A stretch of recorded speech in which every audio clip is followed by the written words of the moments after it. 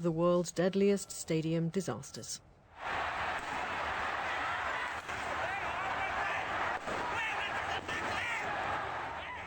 At least 174 people have died in a stampede and scores more have been injured in the crash at a football stadium in Malang, East Java.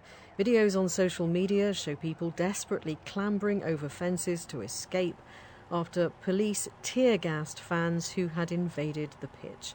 Other images appear to show lifeless bodies on the ground. The president of Indonesia, Joko Widodo, made this statement. I regret this tragedy, and I hope that it's the last in Indonesian football. We cannot have any more. Sportsmanship, humanity and brotherhood should be upheld together in this nation. Well, our Southeast Asia correspondent is Jonathan Head, and he joins us now. So, Jonathan, what is clear so far? What do we know about what exactly happened and how? Well, what we know is from what fans have said, eyewitnesses, and from the videos they posted. This was a hard-fought match by two teams with a long history of bitter, sometimes violent rivalry. A packed stadium, apparently over its capacity. And so some kind of crowd trouble should have been expected. And at the end of the match, the home side had lost narrowly, 2-3, and so some of them went onto the pitch to show their frustration. They clashed with police, and there were quite a number of running skirmishes on the pitch before more people came onto the crowd, and the police then started using tear gas, and it started on the pitch, but more and more of it, you could see the clouds of it drifting into the stands. It was still very crowded there, most of the people were still there, and at that point it seems people panicked because they couldn't breathe properly in the gas and started making a rush for the exits, and that's where most of the victims were. It's where most people, it's thought, died, in the sort of crush around those quite narrow exits. And football's world governing body FIFA bans tear gas from stadiums. The stadium, as you say, had more people in it than perhaps it should have done. There are some serious questions for the authorities here, aren't there? Very serious, most of all about policing, and this is, there are a lot of questions about the capacity of Indonesia's police. It's widely denigrated inside the country, particularly when it comes to crowd control. There have been many other incidents of the police mishandling crowds. Indonesia is a difficult country for the police. People get very passionate, very rowdy. There are often very big crowds. They're difficult to handle, but the police are very poorly trained and have a very poor track record. And I think that is where they should focus, because it's pretty clear that it was the use of tear gas which caused the panic and the crush. That the stadium was overcrowded is clearly an issue, but even if it had only been at capacity, that use of tear gas might well have had the same consequence. Jonathan, thank you. That was Jonathan Head, our Southeast Asia correspondent. New Prime Ministers making their first appearance at a party conference here in Britain can normally expect a rapturous reception. But that might not be the case for Liz Truss this week as her Conservative Party gathers in Birmingham. A mini-budget published 9 days ago led to panic in the financial markets. Interest rates soared and the value of the pound and the party's poll ratings plunged. The pound has recovered after Bank of England intervention, but poll ratings haven't. And today, Ms Truss has been trying to defend her position, speaking to the BBC's Laura Koonsberg. I do want to say to people that I understand their worries about what has happened this week, and I do stand by the package we announced, and I stand by the fact that we announced it quickly because we had to act. But I do accept we should have laid the ground better. And she told Laura she wanted to get Britain moving and moving us towards the high growth, low tax economy that we need to be in order to fund our public services. And Laura pressed her on just how big those services would be. The fear is that the consequences will be more taxpayers' cash will be eaten up, there'll be less money for everything else. Are you going to cut public spending? I don't accept that argument, and I will do what I can to win the hearts and minds of my colleagues across the Conservative Party, because I believe we need to grow the size of the pie. Our political correspondent is Rob Watson, and he joins us now. It's interesting, Rob, isn't it? She's sticking to the policies. It was the presentation that was the problem. Yes, absolutely no U-turn whatsoever. It's all about the communication, nothing to do with the substance. And I think what's really interesting about it, Jackie, is think a lot of people in British politics, including some in the Conservative Party, didn't really understand Liz Truss. They thought that because she'd been in the governments of David Cameron, of Theresa May, of Boris Johnson, and that she'd been a Remainer turned Leaver, that somehow she wasn't someone of strong beliefs. Now I think they have no doubt she is clearly very much a right-of-centre ideologue who absolutely believes in lower taxes and a smaller state, no matter how unpopular that makes her. So she's made her case. Has she done enough to staunch the bleeding? I think there is a view in British politics that last week, the last 7 or 8 days, have seen a sea change in British politics, and that the drop in trust for her and in the Conservative Party and its handling of economics, there's just no way to recover from it, that this is the beginning of the end of the Conservatives' long time in office. I mean, of course, her supporters, the true believers in Brexit and this sort of right-of-centre interpretation of it, still think actually that they're right and that cutting taxes will lead to growth. But I think there is a view in British politics, could be proven wrong, that the sea change has happened and that this is the beginning of the end. Well, Michael Gove is a senior Conservative MP, and he was on that same programme as Liz Truss, and he declined to say whether he would vote for the package in Parliament. So might he be the only one rebelling? I very much doubt that. I mean, you have to understand the Conservative Party is now split into those, as I said, sort of true believers who really do think that the only way to make Brexit work is to have a very much right-of-centre, a view of economics, the smaller state, the lower taxes. But I think a lot of other Conservatives just think that all of that is utterly unworkable, that you can't be cutting taxes for the richest people in society while people at the bottom are really struggling with inflation and mortgages and goodness only knows what. Rob, thank you. That was Rob Watson. It's still not clear who's in charge in Burkina Faso after Friday's military coup. The new coup leader said the man he intends to replace, who himself took power in a military coup 9 months ago, was hiding out in a French military base in Burkina Faso, although he and France have denied it. A small protest broke out outside the embassy on Saturday anyway.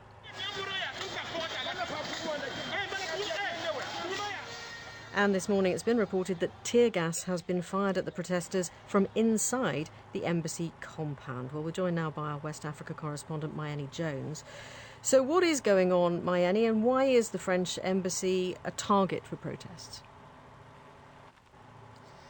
Yeah, well, I mean, the French embassy is a target because of this statement that was made by junior officers behind the man who seized power on Friday, Captain Ibrahim Traoré.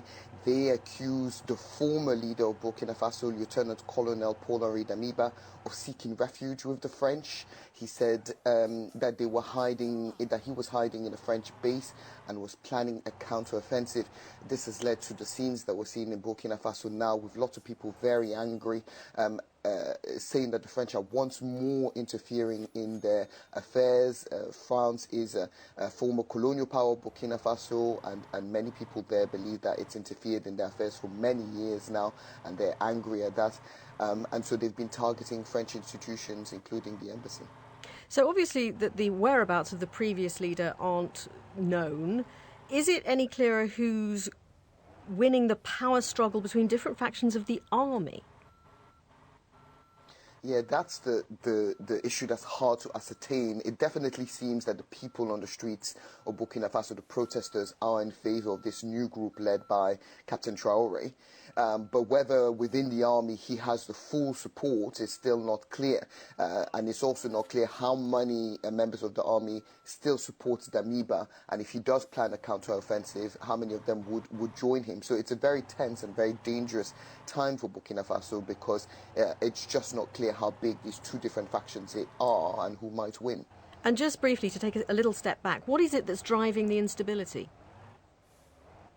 Well, this follows years of insecurity in Burkina Faso. Since 2015, the country's been rocked by more and more attacks by Islamist insurgents groups, particularly in the north of the country. And many Burkinabe feel that several governments, including the one of Mr. Damiba, who's just been deposed, have been completely unsuccessful in quelling these terror attacks. Mayeni, thank you. That was Mayeni Jones, our West Africa correspondent. This is the BBC World Service, and Jerry has the headlines. Indonesian officials say more than 170 people are now known to have died in a crash at a football match, the deadliest stadium disaster in 50 years. Britain's new Prime Minister Liz Truss has admitted that she should have laid the ground better for a package of tax cuts that caused chaos in financial markets. And as we've been hearing, tear gas has been fired at protesters outside the French embassy in Burkina Faso following another military coup. Now, this time yesterday, we were getting indications that Ukraine was retaking the strategically important town of Liman, and that victory has been welcomed by the United States Defense Secretary Lloyd Austin. Russian forces have now retreated from the town, which has been important for its operations in the east of Ukraine. The setback has rattled President Putin's supporters, who again threatened a nuclear response. Just before we came on air, our senior international correspondent Orla Guerin spoke to us from Dnipro in central Ukraine. We've seen the typical footage now on social media of Ukrainian troops proudly planting their flag in Liman. President Zelensky said last night that there was still some fighting taking place in the city, but it seems pretty clear now that this important logistics hub is now back in Ukrainian hands. Now, this isn't just a military defeat for President Putin, it's also a political and symbolic retreat. Liman is in Donetsk, in a region which is part of Donbass. Now, you may remember that at the beginning of President Putin's invasion, he said that getting control of Donbass was his goal in what he called his special military operation. And only on Friday, with great pomp and ceremony in Moscow, he proclaimed that Donetsk and 3 other regions were now Russian territory and would remain Russian forever. Well, far from managing to annex Donetsk, he's actually losing territory there.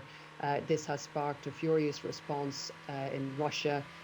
President Putin's key Chechen ally, Ramzan Kadyrov, has gone so far as to suggest that Moscow should use low-grade nuclear weapons in response. Now, you have been out and about in the Donetsk region where there has been a great deal of fighting. Tell us about what you found there. Well, I think the big picture is still that Russia controls a large chunk of Ukraine, about 17 or 18%.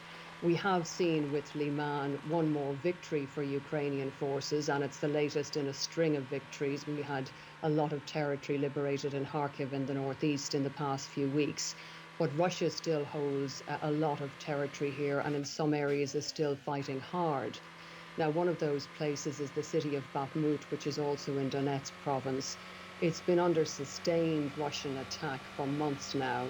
It's a city that used to be home to about 70,000 people. It's believed there are about 20,000 people still there, though frankly, when you spend any time in the city, it's hard to believe that there is anyone there. I have never heard more shelling than I did in Bakhmut.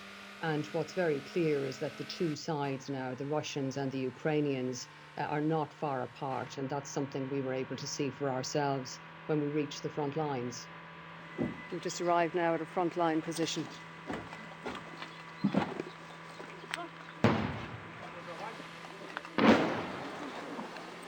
Let's go. Quickly. Just making our way now inside the building, down to the basement. We're in the basement level now. We're with the commander of the unit. He's called Alexander. He's 31 years old. Can you tell me what the situation has been like here for you and the troops? It's hard here right now because the enemy is very close and the situation is stressful. But we are standing our ground and fighting back. How close are the Russians now? They are around 400 meters away from here. Judging by the way they fight, they're probably Wagner forces and former Russian prisoners. It's been months of hard fighting. Have you lost friends? Have you lost comrades here? My brother died, but I don't know where or when. He was drafted by a different drafting office from a different region. I don't know where he was, and a few fellow officers who trained with me. I found out they were dead too. So yes, I've lost family and friends. We've been hearing plenty of shelling, but not just shelling. There's small arms fire, which suggests that the Russians and the Ukrainians are not far apart. We have to be careful here. We've been told there is a Russian sniper. For the troops here, this is a grind, day and night, a hard battle to hold this position and stop the Russians from pushing into Bakhmut. There's a team flying a drone trying to get a look at the Russian positions. We're with Roman, who's 25. He's part of the drone team here. He has seen his baby son, Kirillo, only once. He's fighting, he says, to stop the Russians committing more atrocities. Mentally it's hard, and physically too. It's hard, but we have to withstand it. I don't want them to do what they did in Bucha. If we are weak, they will come for our families. I don't want to let this happen. The city centre bears the scars of Russian missile attacks and echoes to the sounds of war. I'm standing in front of a building where the centre has been ripped out. It's a block of apartments, 3-storey high. There was a missile strike here in July, a Russian missile strike, but the building has been hit several times since. The glass is gone, most of the windows are boarded up. But incredibly, a woman has been calling to us from her window, describing what it is like to live in the middle of all this. Yesterday, a man was killed in our yard. There's almost no one left in our block now. Everything leaks. There is water everywhere. Every 3 days, a charity brings us bread. In the last few minutes, we've heard heavy shelling. We were at the cemetery at the edge of the city, and shells were whistling back and forth, even as a funeral was taking place. We're now getting out of the city as quickly as we can. We're having to travel across open ground at speed. When we initially tried to leave, a shell landed on the road in front of us. We don't know if we were being targeted or if this was simply part of the pattern, Russian attacks on the city of Bamhut. That was Ola Girin in Ukraine. Perhaps the world's most complicated elections are taking place in Bosnia. The ballot for the presidency and parliament includes races for various levels of government divided along ethnic lines. Nearly 3.4 million people are eligible to vote at a time of the country's worst political crisis since the end of the Bosnian War in 1995. Following this for the newsroom is our Balkans correspondent Guy Delaunay, and he joins us now. Just to begin with, Guy, the 3-person presidency, it is all terribly complicated. A quick explainer, please. Sure. I mean, we've got one presidency member for each of the 3 main ethnic groups in Bosnia and Herzegovina. So that's Serbs, Bosniak Muslims and Croats. And the way this works is, on the presidency, they take it in turn to be the chair of the presidency, switching every 8 months. So that whole process, of course, is rather problematic if you're in Bosnia and you don't define yourself as a member of one of those 3 ethnic groups. And believe me, there are plenty who don't, whether they would be in qualifying for those groups or other peoples such as Jews and Roma, for example. This has been declared illegal by the European Court of Human Rights, but like so many other things in Bosnia, nothing's been done about it. In my introduction, I did say that this election is being described as the most important since the end of the war in 1995. Why is that? Well, I think it's a case of it taking place at an important time. So, OK, we do have these internal arguments. They're always there. So ethnic Croat parties are unhappy about their representation and they've been agitating for change, supported by the Croatian government, for example. On the other hand, you've got Republika Srpska, the mainly ethnic Serb part of the country, and the senior ethnic Serb politician has been agitating for secession. But these things always happen. What's different is now, of course, is the Russian invasion of Ukraine. And when you've got a country that's as unstable as Bosnia always is, people are going to feel nervous. And when they see Milorad Dodik, the senior ethnic Serb leader, meeting Vladimir Putin 3 times in the space of the year, most recently just a couple of weeks ago, they're going to get nervous. What sort of meddling can Moscow do in Bosnia that would make matters worse?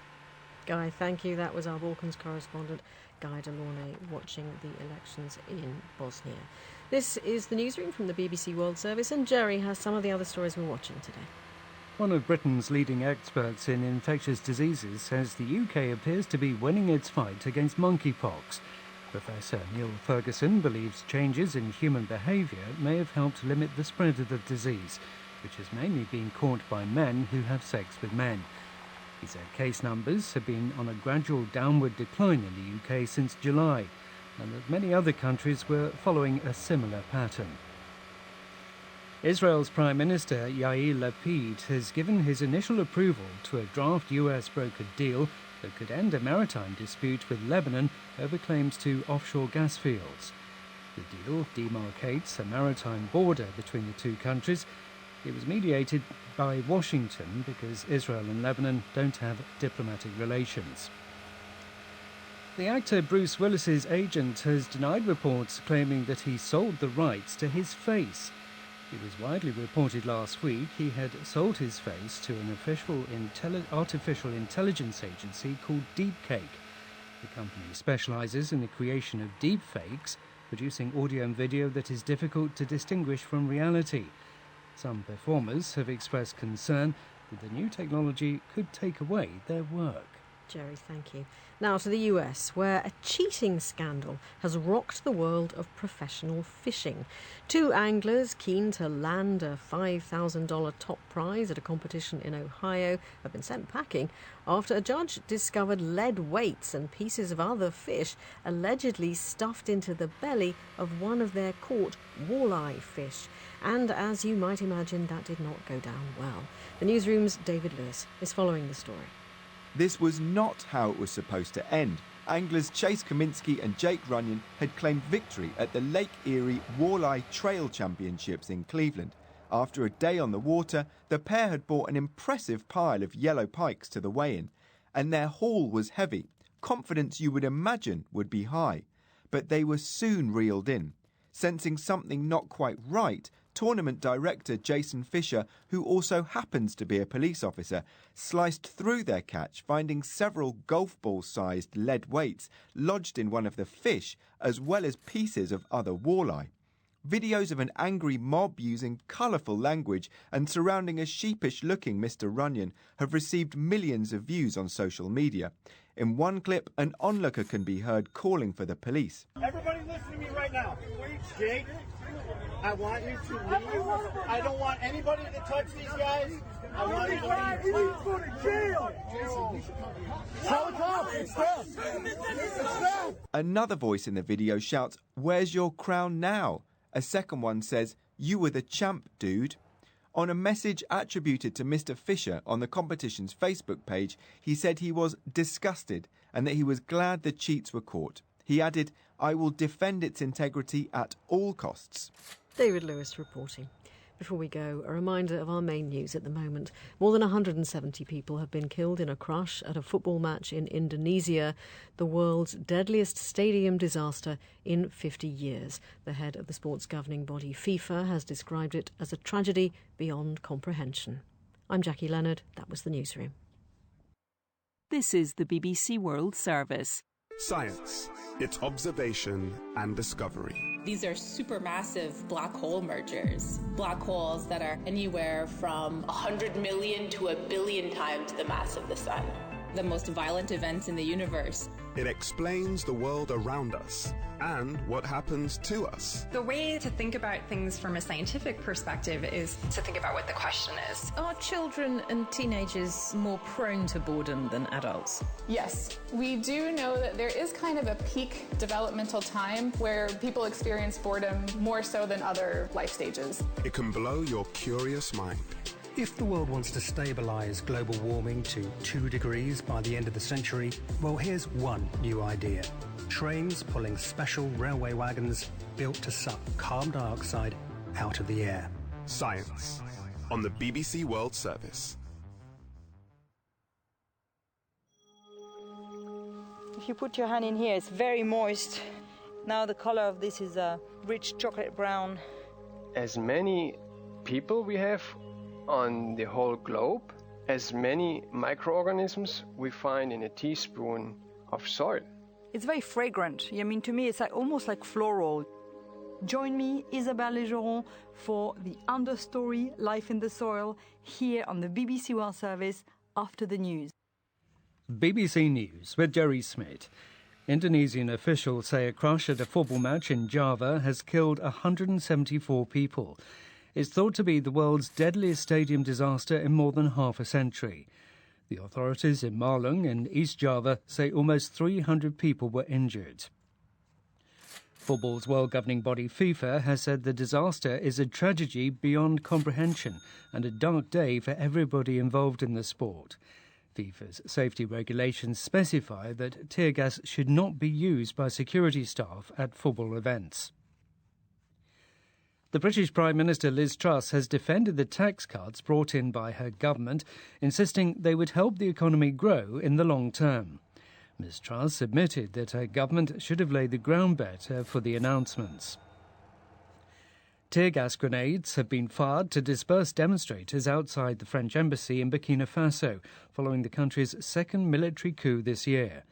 The deposed leader, Paul-Henri Damiba, has denied he'd taken refuge at a French military base. In Chad, delegates at a reconciliation forum have recommended allowing the military head of state, Mahamat Idriss Deby, to stay in power for up to 2 more years. He'd previously promised that elections would be held by next month. Voters in Bosnia-Herzegovina are choosing 3 members of the national presidency, as well as deputies in the national and regional assemblies. The general elections are taking place as the country goes through its gravest political crisis since the war in the 1990s.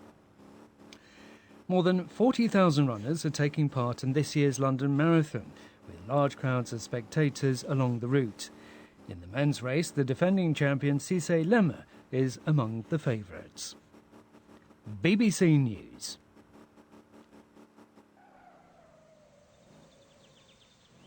To me, there is that incredibly earthy, salty, mineral, peaty, somehow a little bit smoky, running through this wine. And that's clearly from the terroir. And the grain is of the earth, and you can really taste the rock. You can taste the rock in here. One of the most pleasurable and intense ways of experiencing soil is to taste it. Although soil might seem an impenetrable, dark and mysterious substance, when it is healthy and alive, it leaves an undeniable trace in the taste of our food and drink. To actually be able to detect its influence viscerally is a real pleasure. Wherever you are, however urban or rural, in the mountains, in the forest, the desert, you are living on soil. All kinds of different soils that are formed over billions of years, teeming with fungi, insects, tiny microbes, bacteria, nutrients, all of which gives us life. Our planet is called Earth, and to our knowledge, there is no life anywhere else because there's no fertile earth and there's no living soil. This is the understory, life in the soil. It's time to taste the earth, here on the BBC World Service. When I was growing up in rural France, the way we ate was 100% seasonal, and we grew and farmed everything ourselves, from potatoes and beans to chickens and pigs. Our food was simple, but it tasted real and was strongly connected to the soil it came from. In France, the idea that a place, its topography, its climate, its soil, can be expressed in a food or drink is widespread. We call this notion terroir. Soil microbiologist Lydia Bourguignon. Why is terroir so important, especially in fermented products like wine, tobacco, chocolate? It's because fermentation heightens the flavour. And so you experience and can taste the terroir way more in a fermented product. And it's in wine that the concept of terroir is the most developed. Our ability to taste things, to make out different flavors, is part of what makes us human. And if I lost my sense of taste, my entire sense of being would be uprooted. Taste is also a passion for Anne Bickley, author of What Your Food Ate. Our species is very lucky. We're omnivores. I'm so happy I'm not a panda bear sitting there day in and day out munching on bamboo. The way our nose and our tongue are able to sense taste and flavor, send those signals up to our brain, and then our brain starts filing all of that information away so that the next time we see, say, that particular berry plant, our brain reminds us, oh, remember how good that tasted? One of the most multisensory experiences we have is when we eat, because the brain's putting together so many inputs from many different senses all at once to create the experiences that we know and love when we're eating and tasting. Barry Smith is a professor of philosophy and director of the Centre for the Study of Senses at the University of London. Taste is always many senses, taste, touch, and smell working together. We forget that touch is involved in eating. How chewy or sticky or runny or crunchy is something. The feel, the velvety or silky or satiny feel of a wine in your mouth. And without that combining with the taste of sweet or sour, you're not going to get the full fruit flavor of something that you're eating. Soil hits these taste receptors, and I wish more people valued its influence. Life would be more complex and more delicious. As well as taste, how we farm our crops and manage our soil can also impact our physical and mental well-being. Anne Bickley. The health of the soil is intimately linked to our own health, to human health. Not so much directly, but it goes through our crops and through our livestock. And so these are all of the agricultural products, of course, that make up the human diet. Plants have evolved to be these formidable chemical factories. They can manufacture all kinds of compounds. And this whole group of compounds, and they're called phytochemicals. And these phytochemicals turn out, when they become a part of the human diet, they imbue and give our cells and our tissues ways of coping with the things that challenge, our lives. So that might be abnormal growth of cells like cancer. When farmers pay attention to the health of their soil, it ripples right on through to us, to our bodies. These phytochemicals are also crucial to taste. If we're allowing that conversation between plants and soil life to occur normally and robustly, then we're getting phytochemical profiles that transfer through to really rich, top-notch flavors.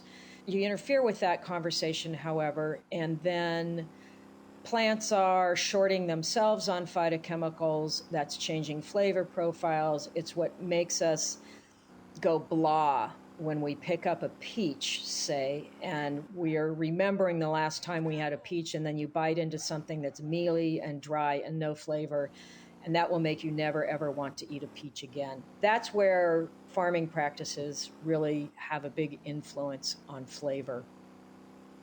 Soil isn't always considered by farmers and winemakers to be a fundamental factor to the quality of the crop they produce.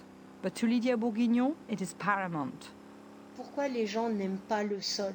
Why don't people like soil? It's because it is dark and impenetrable.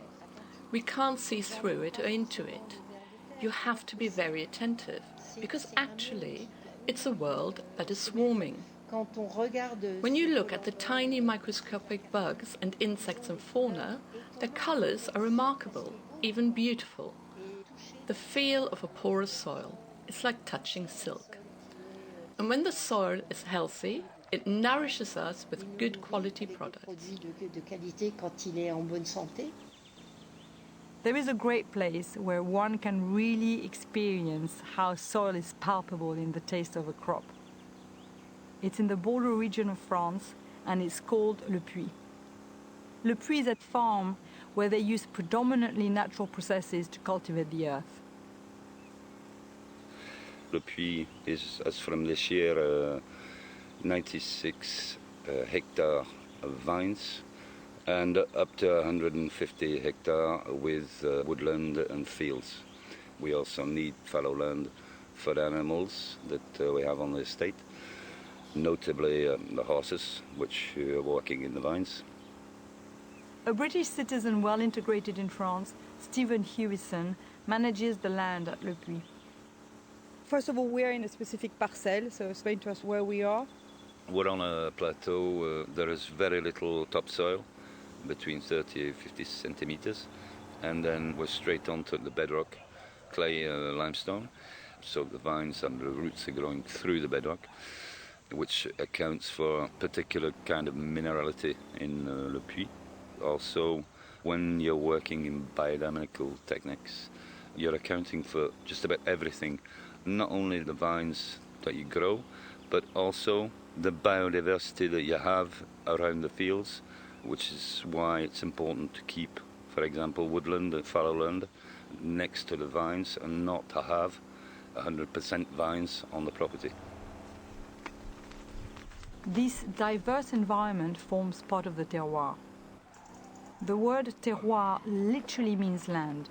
It's a concept that the French developed to describe the unique aspects of a place, like its climate, topography and soil, that all influence the growing conditions of a crop and ultimately its taste. The idea that different regions could produce unique tasting crops and wines is a very old concept, and in fact, the ancient Greeks would stamp their wine jars with the seal of the region it came from. Terroir can be linked to anything that grows from the earth. You can talk about the terroir of cheeses, coffee, chocolate, olive oil. Barry Smith. The notion of terroir actually came much more from food than it did from wine. It came from cheeses, so cheeses made in particular places. When we have the herd that are down in the valley taken up to the summer hills and feeding on summer pastures, the milk that's produced there, producing Beaufort cheese, reflects a better quality of milk. That's about a place, that's about a season. Whether it's fruits and vegetables, cheese or wine, terroir plays a central role. And there are certain key factors associated with the terroir of a wine. The climatology, you need a very good climate 1 month before harvest. This means hot days and cool night. Claude Bourguignon is a soil microbiologist and Lydia's husband. You need a topography. It's very important to have a slope because the slope allows a good orientation to the sun and allows a good evacuation of the excess of water. And a vine don't like water. Another important part of a terroir is geology. Vine is what we call calcical plant. That means it's a plant who loves calcium and loves limestone. It's probably the reason why France produces so much wine, because 50% of our geology is limestone. The last level of terroir is soil. It is the most complex aspect, and it's very important to have a very good porosity in your soil to allow the roots to go very deep in contact with the rock. And when roots are in contact in the rock, you have what we call minerality in the wine. Can you define for us what is terroir? It's a French word, but it's now used all over the world. And how is the terroir here very specific? Well, terroir, it does gather lots of different elements. We always focus on soil. That's one of the key elements. Harold Langley has worked at Le Puy since 2014. His definition of terroir is even broader than the Bourguignons. But it's not only soil. We are currently standing up feeling a breeze because we're on the rooftop of Bordeaux. That's the second highest elevation in Bordeaux. So nothing stops the ocean wind to breathe all around our estate, and that's one key element, ventilation. Terroir for us includes all these different elements, the altitude, the ventilation, but also all the ecosystem are parts of the terroir, including the cellar, the bacteria, the microorganisms that cover the wall at Le Puy. This is part of the terroir. The horses, they're part of the terroir. If the taste of a place, the terroir, is to come through in your wine or food, cultivating soil which is alive with microbes and fungi is important. In other words, not using harsh chemical products on the soil is essential. Claude Bourguignon. Vine is unable to take nutriment in the soil. It's a microbe who transforms the element of the rocks in soluble form were assimilable by the roots of the vine. So if you have not living soil, you are obliged to bring fertilizer, and then you make an homogenization of the taste of your wine. So without microbe, you have only a very homogeneous aroma in your wine, and that's the opposite of what we call terroir. If you have a living soil, the aroma of your wine is the reflect of your terroir. The extent of terroir's influence is debated. Some even call it a myth. It's an imprecisely defined word and difficult to prove scientifically. I've tasted many wines in my 50 years on this earth, and I have found that those that tasted the most interesting and complex all come from vineyards that are biodiverse, where soil takes center stage and is healthy and alive. The Bourguignons dig deep to investigate the soil fauna and the root systems of vines in order to help wine growers and farmers better understand and manage their soil and their terroir.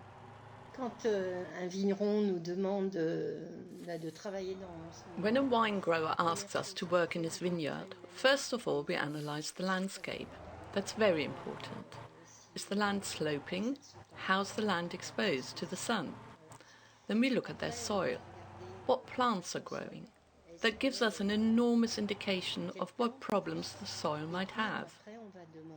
Afterwards, we dig at least 1 meter down and take a sample of the soil from as close to the roots as possible. Then we use our senses. The smell of the soil is a very important indication. There are soils that don't smell of anything, some that smell bad, and some that smell really good. If it smells good, it means there's definitely fauna in there, and biomass, and biological activity, which means it's healthy and alive. Une matière organique, une activité biologique. I think terroir has a mixture of nature and culture. The knowledge of what can be grown in that soil and the culture that has said this is the way we do it, this is what's special about the wines we make here. It's no longer a reductive, geological, scientifically tractable notion. You need the science, but you also need the culture, tradition, and heritage to talk about it. It's influenced by the traditions of viticulture, the way in which the winemakers like to tend their vines, the methods of cultivating the final product through the vinification of the grape into wine. Derek Trowbridge is a natural winemaker in Sonoma County, California. His heritage, knowledge, and instinct for soil health has helped shape his winemaking. So what's the average life of a quote-unquote production vineyard? By production vineyard, that means conventional vineyards. The average lifespan of that vineyard is 25 years. I farm 120-year-old vines, 80-year-old vines. My great-grandfather planted the 120-year-old vines. I've only been farming them for 12 of those 120. And when I took them over, it was in decline big time. Like the soil was completely devoid of life and the vines were declining. And so I was like, how do I change this? I just need to bring carbon. Carbon is key to healthy soil. And so Derek developed a unique process of mulching to increase the life in his soil. Yeah, so mulch is, well, let's go for a walk up it. We're using chips made from tree work activity. And in this part of the area, that's all been stepped up as we've had fire problems. And so we collect that, we bring it here, we inoculate it with fungi, and then let it grow on a pile like this. So this is about a 25-foot high pile. And then we just let the pile sit. We don't turn it, spend any energy on it, because that actually works against it. The fungi need a static pile, meaning no turning, to actually thrive and live. Basically, it's fermenting. So the fermentation process is breaking down all of this amazing mulch, and then once the process is finished, then they put it in the vineyard. So this is after 12 months. We can see like a white coat, basically, on all the wood chips. And then, yeah, it's starting to break down, because earlier they were full of quite large, coarse pieces of wood, whereas now it's almost soil here. If you put your hand in here, it's very moist, very beautiful, and then it's It's almost compact soil. You can squish it and almost get like soil out of it. Now the color of this is a dark, rich chocolate brown, and then ready to be sprayed and contribute to the vine in the vineyards and the soil, basically. The mulch, which is placed around the base of the vines, is transforming them and the soil. I've been a farmer for 35 years. Last year, which was 2021, was the worst drought in at least 35 years, if not 100. But we had a bumper crop in vines that are 120 years old with no irrigation. People that knew that block and see it from the road, they're like, what are you doing there? You know, like, how did you do that? And I didn't do anything. I just took time, you know, and it took years to develop. Using carbon in your farming makes the plants more resilient because it makes the soil more resilient first. At Le Puy, they've been looking after and nurturing their soil for 400 years. Could you explain to us what biodynamic farming means and what it means on a day-to-day basis as well? Biodynamical techniques concern the soil, principally the soil. That's what we call, so I'll do it in French, la bouse de corne. So the cow horn? It's basically cow manure that we're putting into the horns of the cow, that we'll be putting in the soil at autumn for around about 6 months. We'll take that out after winter and we'll spray on the soil. What you do is you spray with the cow horn and you create a mini bomb of bacteria, of soil life, and then you spray that back into the vineyard. So it looks like a beautiful like brown powder because by that stage the manure has been completely transformed, and then you spray that into the vineyards and then you create a boost of vitality on the soil by spraying it. So let's look at the soil here.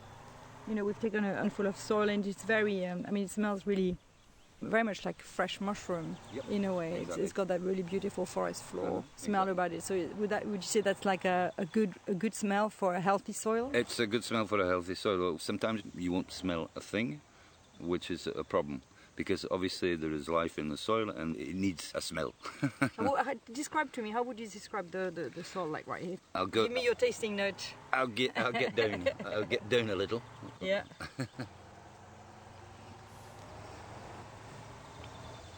Well, basically it's peaty. It's very fragrant. I mean, to me, it's like almost like floral. You know, yeah, I get a kind of slightly deeper peaty notes, almost like truffle. But at the same time, there's like a lot of floral notes coming from the soils. I mean, it smells beautiful. By digging into the soils and the bedrock of Le Puy, you can see that it is made up of some incredible components. Harold took me into the oak tree forest next to one of their vineyards, where part of the soil and bedrock was exposed. So basically we're looking at a tree that has grown on almost no topsoil, and we can see that the tree grown through the stone, limestone, 30 million years old. The limestone found here is called calcaire à astérie, also known as the stone of Bordeaux. It's a type of limestone that contains fossils, most notably starfish. In Chablis you have the oysters in the limestone. Here is starfish. The ocean was there and there was a community of starfish, not only the starfish but a part of them that sedimented and created this particular limestone. So what is very singular about our place and all our vineyards on the plateau is like the tree in front of us. It means he has grown through the stone. Barry Smith. We don't taste limestone, we don't taste rock, but we do recognize a very distinctive taste, and we say, oh, the flavor of this wine tells me that this is from limestone soil. Soil influences the flavor profile and texture of your wine and of your food too. It's distinct but indirect. It's definitely true that the flavor profile of a wine, indeed its texture, might depend on the soil that the vine that produces the grapes is grown in. The dry, rockier soils will seem to produce these very clean, these very pristine wines. The heavier, wetter clay soils seem to have wines with more viscosity, a silkier texture, almost a different mouthfeel. With such a variety of soil types and environments around the world, there are many ways soil can impact flavor. We try to make the most complex wine without cheating to add anything. We think that makes the best wine. At least it makes an honest wine of the place where it comes from. And for us, this is terroir. Hans-Peter Schmidt is a leading soil researcher focusing on plant nutrient and carbon cycling, and he also runs a vineyard in Switzerland set in a completely different landscape to Le Puy. If you come to our vineyard, it's in the Rhone Valley. The valley is really in between the highest mountains of Europe, and in the middle there is a river that cuts these two mountain ranges at the lowest point, which is the Rhone River. And the fantastic thing in regard to terroir is that this southern side is in fact the African continental plate, while the northern side is European plate. So you have the minerals from Africa, and then you have the minerals from Europe, and then you have wind and ice, and that erodes all these minerals and they flow down and mix. And then you have grasses, legumes, you will also find fruits and vegetables, and all this creates a very biodiverse system of different plants. The biodiversity of Hans-Peter's vineyard and the way he manages the wider environment is ultimately critical to how his wine tastes. If we really want to make our taste buds come alive, the soil needs to be alive. If you take a drop of a natural wine, which we call also living wine, and you look under the microscope, you find more than 1 billion microbes just swimming in this one drop. And that's what you also have in soil. You just take a tiny bit of soil on your finger and you put it under the microscope, and it's just full of billions of microbes. So billions, that means as many people we have on the whole globe, as many microorganisms we find in a teaspoon of soil. I'm Isabelle Legeron, and that was the last episode of The Understory, Life in the Soil. The program was produced by Sasha Edie Littner and is a cast iron radio production for the BBC World Service.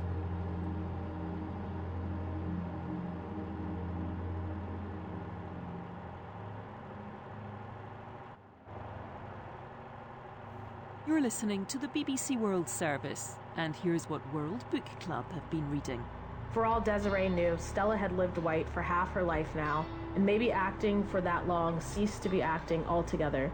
Maybe pretending to be white eventually made it so. In the next in our season celebrating the exuberance of youth, we talk to American writer Brit Bennett about The Vanishing Half.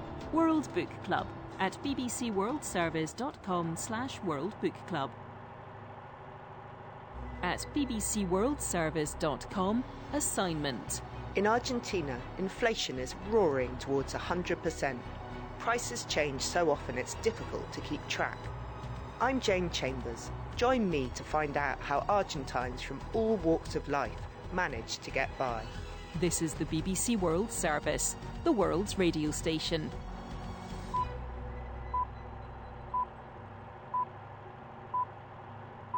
Hello, I'm Claudia Hammond. We might be done with COVID-19, but is the virus done with us? The evidence is coming up, and today I'm joined by leading scientists who've played key roles in the global response to the pandemic. What do they think about the recent claims that it's all over? I think it's very unwise if we have unilateral declarations of the pandemic being over in individual countries by political leaders. I think this is a much more complex issue that needs very careful scientific assessment. And if it's not yet COVID endgame, where will we go next? And are we doing the right things to prepare? The impact of this virus is still killing between 10 and 15,000 people per week. is a global problem requiring global solutions, and we need a stronger global health architecture, a stronger surveillance to be able to surge up and surge down without surveillance, without sequencing, or compromised. That's all coming up in the evidence from the BBC. BBC News. Hello, this is Jerry Smith. A crash at a football match in Indonesia is now known to have killed 174 people. It's thought to be the world's deadliest stadium disaster in more than half a century. Our Southeast Asia correspondent Jonathan Head explains how the events unfolded. The home side had lost narrowly 2-3, and so some of them went onto the pitch to show their frustration. They clashed with police, and there were quite a number of running skirmishes on the pitch before more people came onto the crowd, and the police then started using tear gas, and it started on the pitch, but more and more of it, you could see the clouds of it drifting into the stands. It was still very crowded there, most of the people were still there, and at that point it seems people panicked because they couldn't breathe properly in the gas and started making a rush for the exits, and that's where most of the victims were. It's where most people, it's thought, died. Football's world governing body FIFA has said the disaster is a tragedy beyond comprehension and a dark day for everybody involved in the sport. FIFA's safety regulations specify that tear gas should not be used by police at football events. Amnesty International has called on the Indonesian authorities to investigate its use and act against anyone found to be guilty. The British Prime Minister Liz Truss has defended the tax cuts brought in by her government. The measures resulted in the value of the pound plummeting and a spike in the cost of government borrowing. Ms Truss insisted the measures would help the economy grow, but she admitted that her government should have laid the ground better for the announcement. I do want to say to people that I understand their worries about what has happened this week, and I do stand by the package we announced, and I stand by the fact that we announced it quickly, and I will make sure that in future we do a better job of laying the ground. In the capital of Burkina Faso, tear gas grenades have been fired to disperse demonstrators outside the French embassy, following the country's second coup this year. They're showing support for Captain Ibrahim Traoré, who on Friday was announced on state television as the country's new military ruler. Will Ross reports. A few dozen people had gathered outside the French embassy. Stones were thrown over the wall and protective barriers were set on fire. This protest follows a statement on Saturday by junior officers who said Burkina Faso's ousted military ruler, Lieutenant Colonel Paul-Henri Damiba, was seeking refuge at a French base and was planning a counter-offensive. He said these were lies being spread to manipulate public opinion in order to serve foreign interests. Captain Ibrahim Traoré may have been named on state TV as the man now in charge of the country, but it's still unclear if the coup is over. World News from the BBC. Polls have just opened in Brazil in the first round of a presidential election that could mark a major change in direction for the country. After a single term in office, the far-right President Jair Bolsonaro is facing a strong challenge from his rival, the former President Luiz Inácio Lula da Silva. If neither candidate wins more than 50% of the vote, there'll be a runoff election in a month. Bosnia is holding general elections today as the country goes through its gravest political crisis since the 1990s war. The nationalist Serb leader, Milorad Dodik, is seeking the de facto secession of the Republika Srpska from the rest of Bosnia. Guy Delorney reports. Bosnia has one of the world's most complicated systems of government. It's a legacy of the Dayton Peace Agreement, which divided the country. Most ethnic Serbs live in Republika Srpska, while Bosniak Muslims and ethnic Croats form the majority in the federation. Each of these regions holds considerable powers, and voters are choosing who wields them. Ethno-nationalist parties are likely to dominate. That would maintain the status quo, in which divisions endure, politicians profit, and tens of thousands of Bosnians leave for a better life every year. In Chad, delegates at a reconciliation forum have recommended allowing the military head of state, Mohamed Idriss Deby, to stay in power for up to 2 more years. He previously promised that elections would be held by next month. The forum, which aims to end a political crisis, has been boycotted by most of the opposition and some key rebel groups. The women's race at this year's London Marathon has been won by the Ethiopian runner Yelem Zerf Yehulor. In the men's race, Kenya's Amos Kipruto took first place, crossing the finishing line in 2 hours, 4 minutes and 39 seconds. BBC News.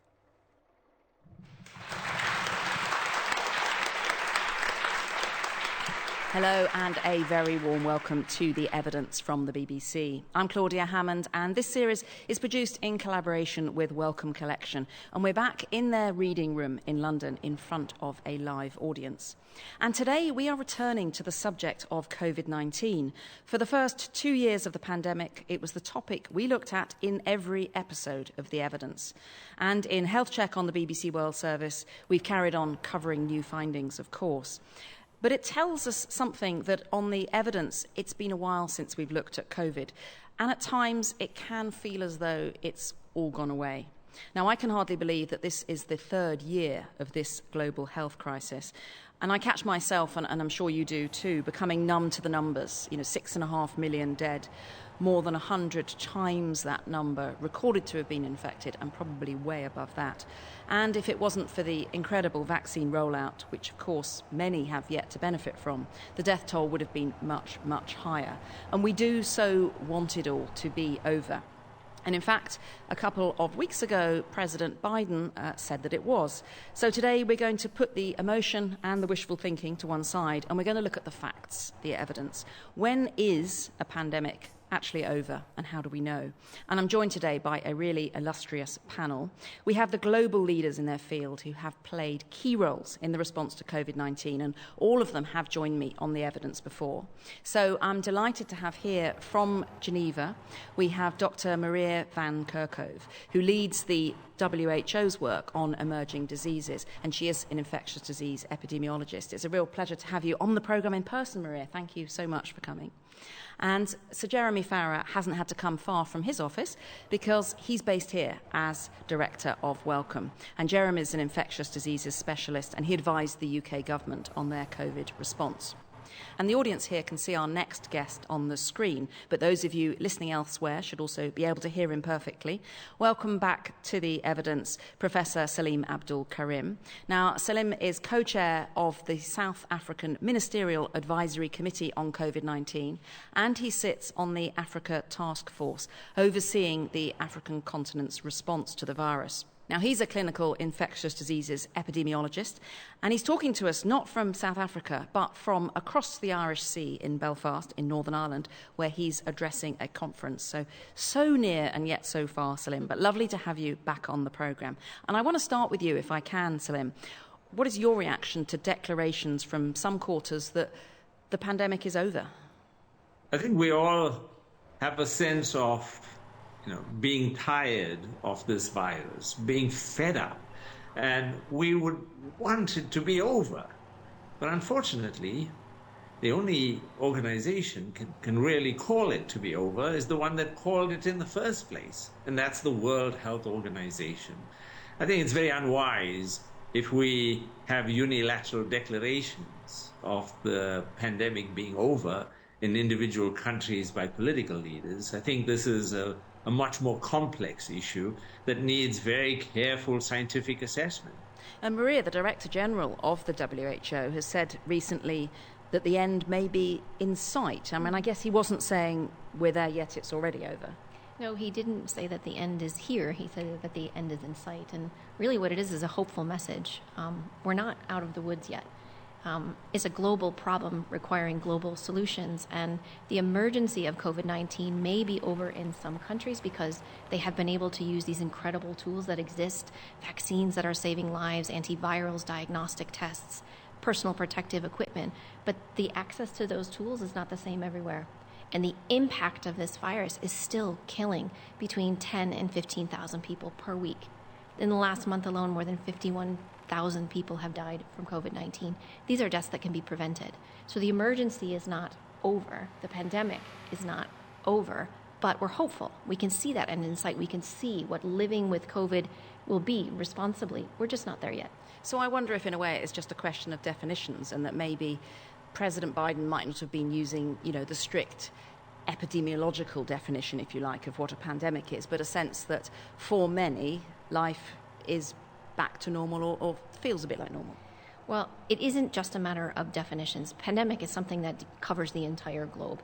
As the World Health Organization, we declare, the Director General declares a public health emergency of international concern.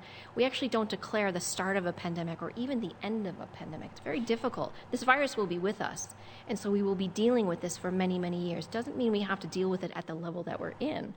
But we will declare, the Director General will declare the fake, this public health emergency of international concern, over when it's not an emergency everywhere.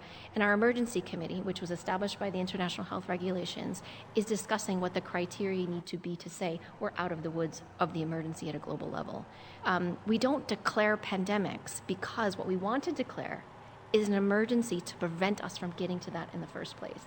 The public health emergency of international concern was declared on January 30th, 2020. When it was described or characterized as a pandemic, we were in a pandemic. The whole point of the alarm system is so you prevent the pandemic from happening.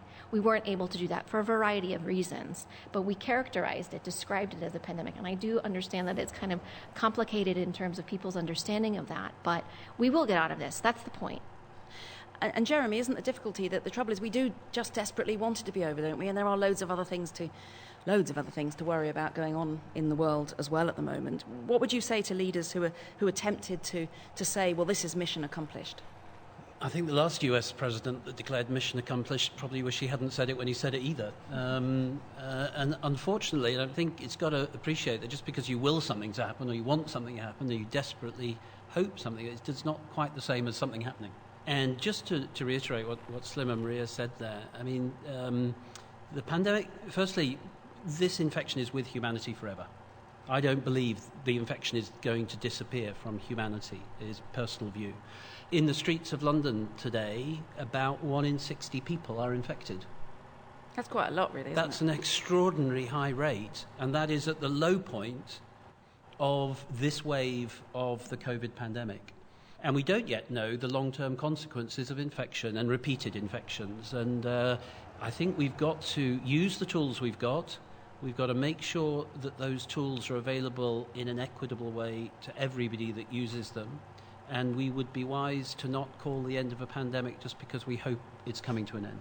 Well, I want to talk some more about this in a moment, but before that, let's see what history can teach us about when pandemics are over. And we're lucky to have here at Wellcome an incredibly rich archive of medical history and the person to help us mine it, who is Ross McFarlane, who is Research Development Lead here. Welcome back to the programme, Ross. Great, thanks so much, Gloria. Can we go back 100 years or more to the flu pandemic of 1918 and the years following? And of course that had waves as well, didn't it, in the same way that this pandemic has had waves. Can you remind us about the scale of that earlier pandemic?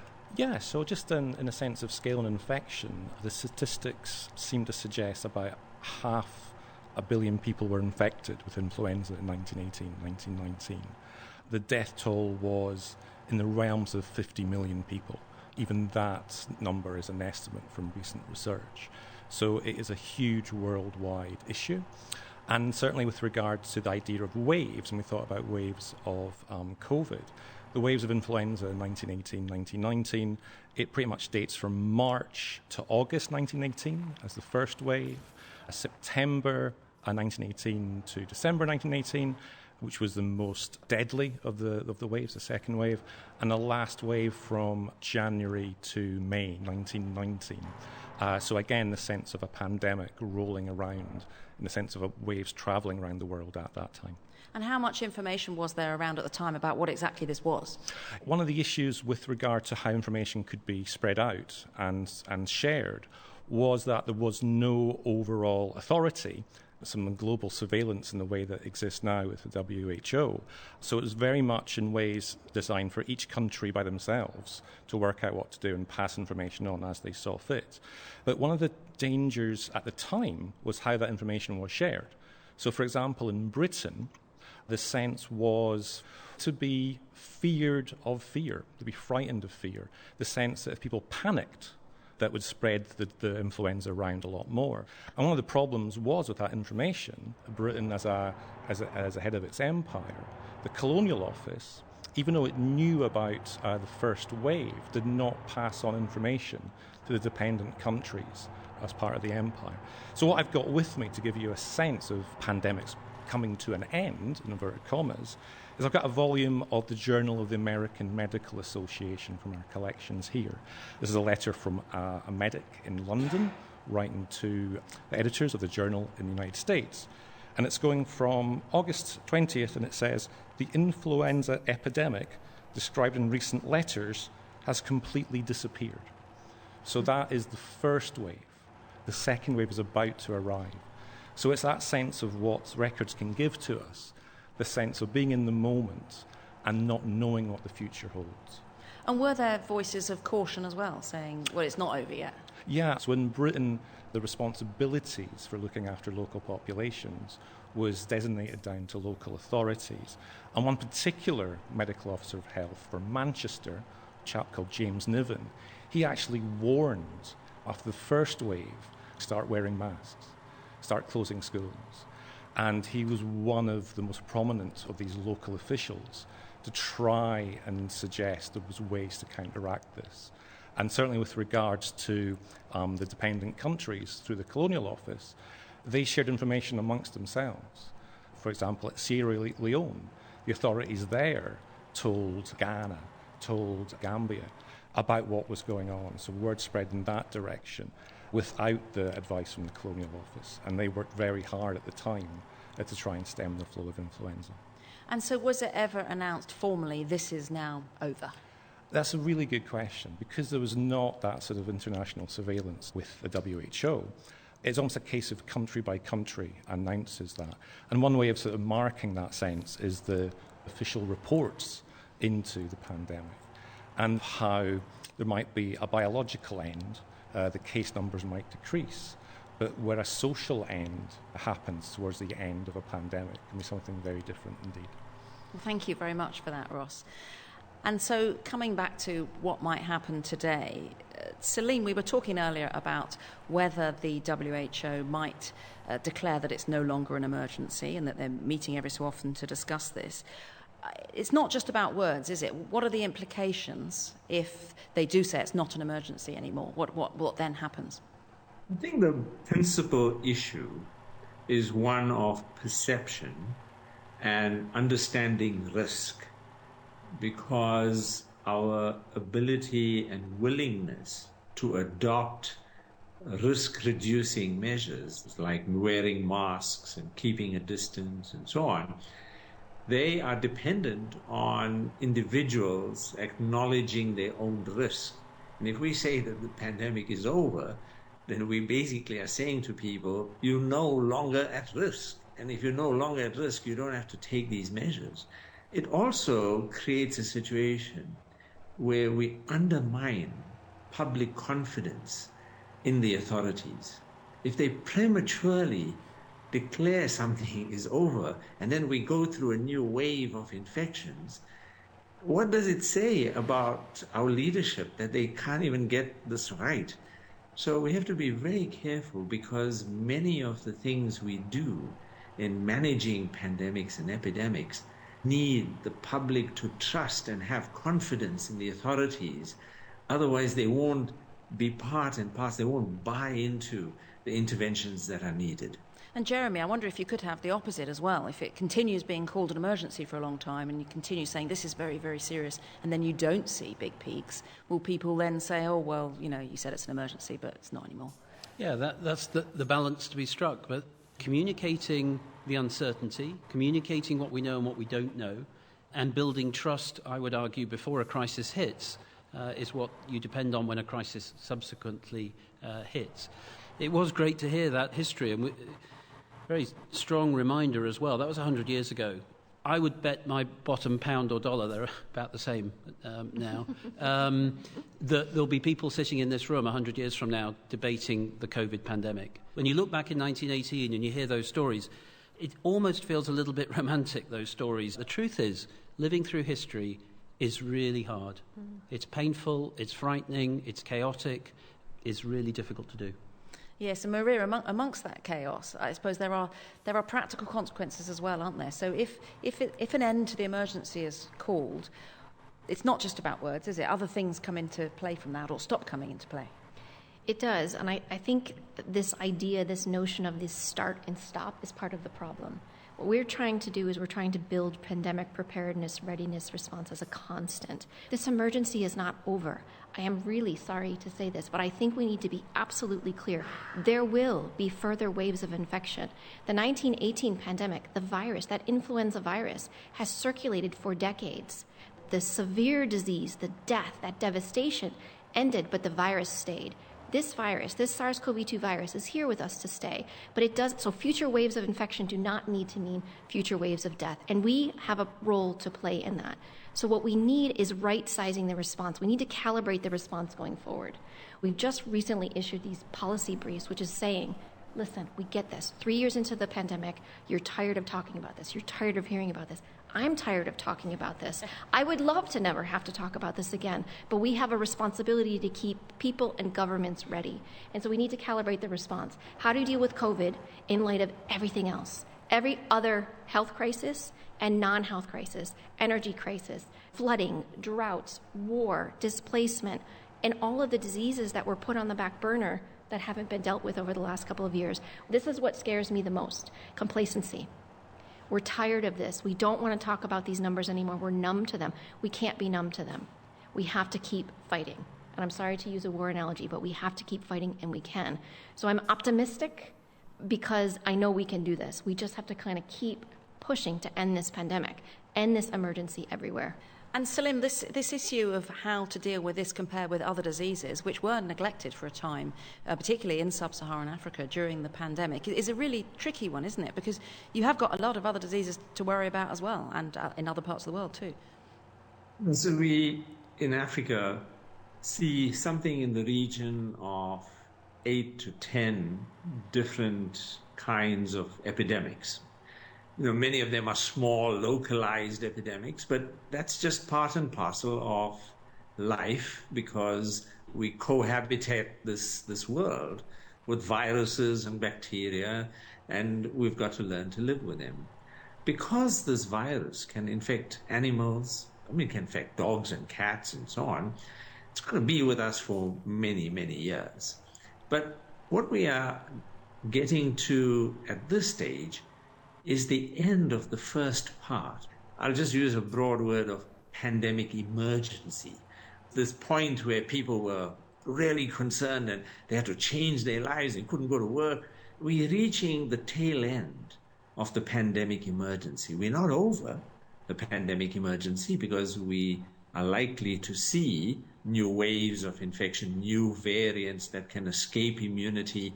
And so we're not yet over the pandemic emergency. But if we can get through that, then we will go through a different kind of period with this virus, where it'll circulate, it'll cause small waves of infections, but it won't cause the devastation that we have seen in the first 2 years of this pandemic. And Jeremy, there has been amazing global collaboration when it comes to tracking the virus and tracking the changes. And of course, South African scientists shared the details about Omicron with the world, and then we saw what was happening there. Is that information still available? Is everywhere still tracking it and sequencing the virus to find out what's happening?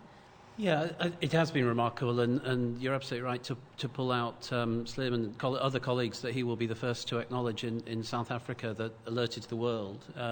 So whilst there has been tremendous global cooperation, you're right, we mustn't stop that. And actually, I feel at the moment that with the geopolitical situation we're in, that actually we are at one of our most vulnerable points in my professional career, because a lot of that collaboration and cooperation has actually stopped.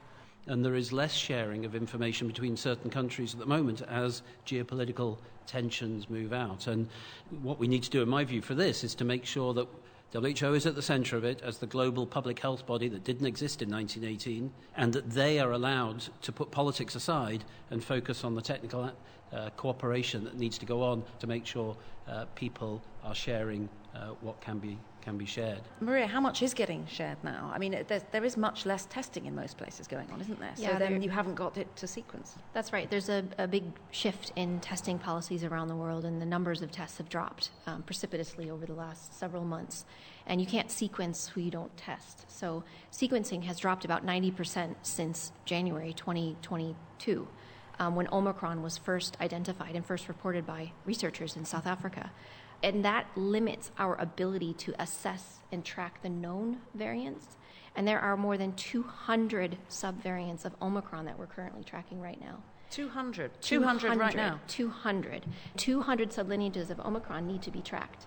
So we've gone from several 100,000 sequences available on a weekly basis to 90% last 10,000 per week. And that limits our ability. I've never been less confident, I have to say, right now, during this entire pandemic, of our ability to assess known variants and identify new ones.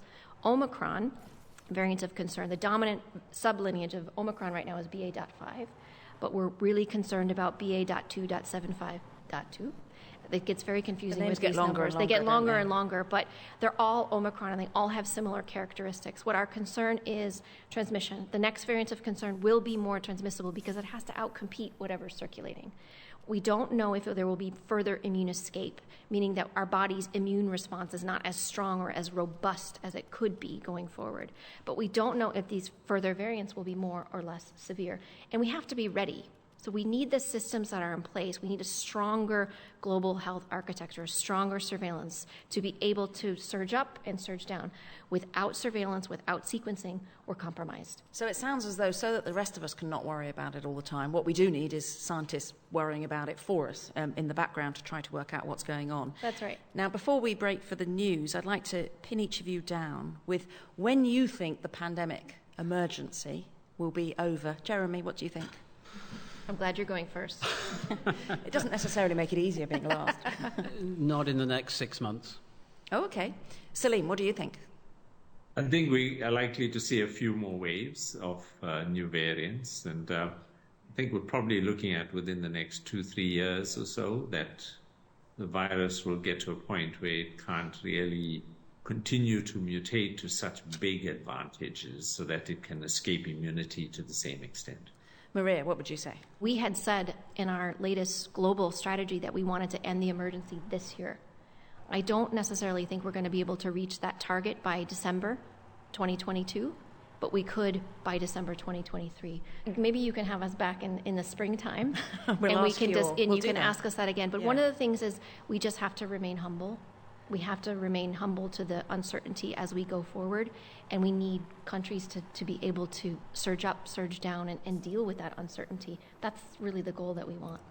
Well, we will see what happens. Thank you very much for the moment. We are breaking for the BBC News now, and thanks to Ross McFarlane for sharing that incredible archive with us earlier.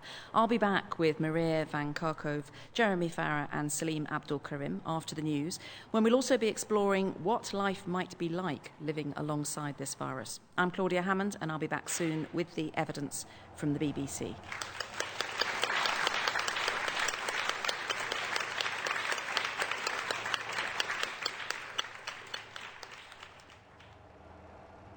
This is the BBC World Service, where Ruth Omar investigates ongoing sexual violence in the Democratic Republic of Congo. For the younger Congolese generation like me, war has been like a constant presence in our lives. Despite a UN security resolution in 2008 making rape and other forms of sexual violence a war crime, it continues. It is difficult to bring a soldier to court, and also you still suffer the shame, humiliation. Sexual violence isn't only happening in conflict areas in the DRC. It is a much wider problem of social, political, and historical dynamics. It's being so widespread that even victims are normalizing the issue. I will be exploring why this problem persists in the Congo, and I'll be hearing from the women and men fighting for change. Peace and Justice, Sexual Violence in the DRC, Tuesday at 8 and 19 GMT. Hello, I'm with an audience at Wellcome Collection in London. In the second part of The Evidence, we're asking what's going to happen next with COVID-19. Psychologically, we all want to see an end to the pandemic. It's killed 6.5 million of us and infected 100 times that. But wishing it would go away doesn't make it so. We might be done with the virus, but unless the world can get vaccinated, it might not be done with us. Join me, Claudia Hammond, and my guests after the BBC News. BBC News for Jerry Smith. The authorities in Indonesia are investigating the causes of what's thought to be the world's deadliest football stadium disaster in more than half a century. Indonesian officials now say around 130 people are confirmed to have died in the match at Malang in East Java, after earlier giving a higher total. Football's world governing body FIFA has said the disaster is a tragedy beyond comprehension and a dark day for everybody involved in the sport. FIFA's safety regulations specify that tear gas should not be used by security staff at football events. Amnesty International has called on the Indonesian authorities to investigate its use. The British Prime Minister Liz Truss has defended the tax cuts brought in by her government, insisting they would help the economy grow in the long term. The measures announced last week resulted in the value of the pound plummeting and a spike in the cost of government borrowing. In the past half hour, polls have opened in Brazil in the first round of a presidential election that could mark a major change in direction for the country. After a single term in office, the far-right president Jair Bolsonaro is facing a strong challenge from his rival, the former president Luiz Inácio Lula da Silva. The Pope has said it's absurd that the world is currently facing a nuclear threat. He was speaking at the Vatican after Vladimir Putin last week made clear that Russia would use nuclear weapons to defend what it considers its own territory.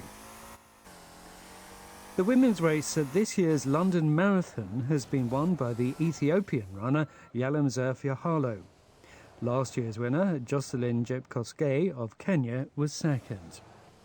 In the men's race, Kenya's Amos Kipruto took first place.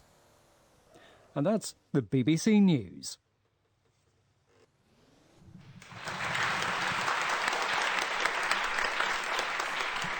Hello, I'm Claudia Hammond. Welcome back to The Evidence and to Welcome Collection in London, where I'm with a live audience and we're talking about COVID-19 and what it means for all of us to live alongside this virus, if that's what we have to do, and what we can learn from the mistakes and successes that we've seen so far.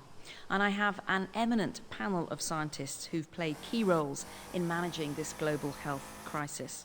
Dr. Maria van Kerkhove is the WHO's technical lead for COVID-19 and has been a familiar face throughout this pandemic as she has explained calmly, time and time again, the new evidence as it has emerged.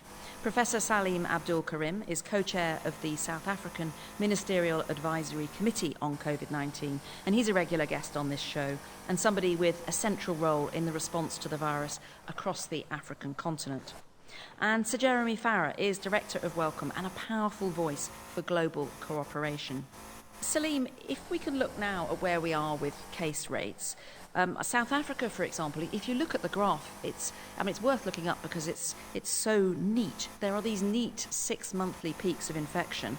What are you expecting in the next few months? Does that mean you might be looking in, say, November to see if you get another peak?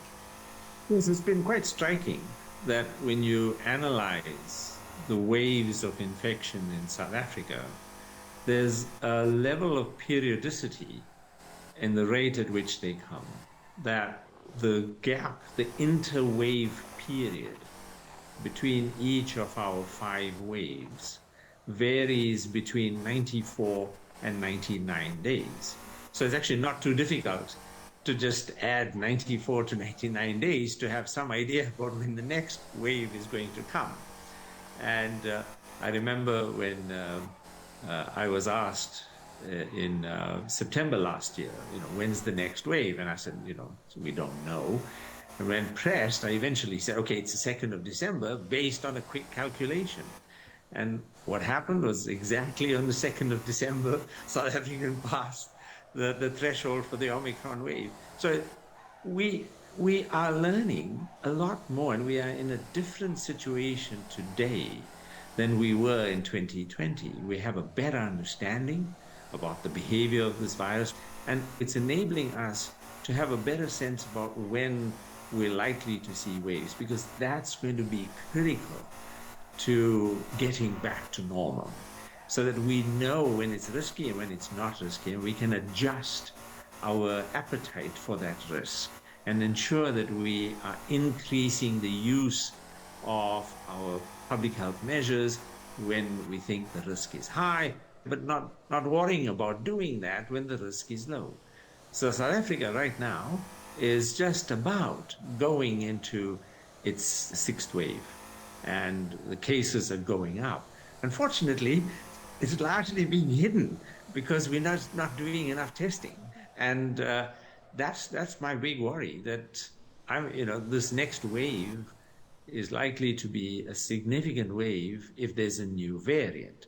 But we will miss the new variant because we have so few sequences now, because we're just not doing enough testing. So Maria, highlighted this very significant problem that you won't find what you don't look for. So we've got to get people to test. So that is very much what's going to influence when and how the next waves occur in South Africa. Yeah, and it sounds as though this next wave is going to be a very interesting one to look at to see what does happen. And Jeremy, in the UK, there's been a very slight rise in numbers of cases in the last couple of weeks, and people are discussing whether there will be a big peak this winter. But of course, when we look at the South African experience, the peaks there aren't necessarily always in winter, because they're every 6 months. Is there a risk that we assume winter's always the time to worry about, and maybe it isn't? I mean, the last big peak here was in July. Yeah, I think the fact that, as Slim's just said, the numbers in South Africa are going up at the moment. It is South Africa is about, as far as I'm aware, Slim, about to go into spring and summer. In the Northern Hemisphere, we're about to go into our autumn and winter. And yet in the UK at the moment, as I said, in the streets of London, it's about 1 in 60 people infected. And the numbers are going up. So we're back onto a wave. Just one thing I'd pick up on both what Miriam and Slim said is, I think the scenario that we've all been painting is the most likely scenario. But it is not the only scenario. And whilst I absolutely accept that political messaging and public messaging, etc., should be based on policy making around the most likely scenario, it's absolutely critical that at least some of us, are working on the other scenarios, because the public does not deserve to go back to March of 2020. And if there was a variance, even if the risk was 1%, let's say, over the next 2 years, that escaped the vaccines, and we hadn't considered that and closed that off as a possibility by having next generation vaccines, transmission blocking vaccines, vaccines against other variants, preparation for another epidemic, I don't think the public would ever forgive us. So I'm fully in favour of the most likely scenario being painted, but some of us have got to work behind the scenes to make sure we're prepared for some of the other scenarios that may pan out. And of course, Maria, we've talked a bit about vaccines, but vaccines are going to be absolutely crucial in this. Is there a risk now that people will think, oh, Omicron seems to have been milder, so we don't need to worry so much anymore? Or do you think people who can get vaccines, which of course is not everybody, will be keen to, and that will be the key? So there are next generation vaccines that are in development. There are a lot of groups that are looking at the composition of those vaccines and whether or not they should contain subvariants of Omicron, and several of them do. The message that we have out there is, when a vaccine is offered to you, if a booster is recommended for you, get that booster, get that vaccine. So you don't wait around thinking, oh, but I want the one that's got a bit of this and a bit of that. No, we're not asking people to wait. We're saying get the vaccine because immunity wanes over time. And we don't know enough about how long immunity lasts. Many people around the world have been vaccinated. They've had multiple vaccines. They've also been infected. I'm one of those individuals. I'm sure many of you are as well. But we should expect to be infected going forward. It doesn't need to translate into something severe. It doesn't, future waves of infection do not need to translate into increased waves of hospitalization. We would really like to see a shift in surveillance in countries to measure burden. What are the hospitalization rates in countries? What is the percentage of people who are requiring intensive care? How many require to be on oxygen or ventilation? How many of those are vaccinated? What is the age profile of those? So that we can better understand the impact going forward. We're not in a good situation globally to be able to assess this. But the message is, get vaccinated when it's your turn. Get those boosters when it is recommended for you.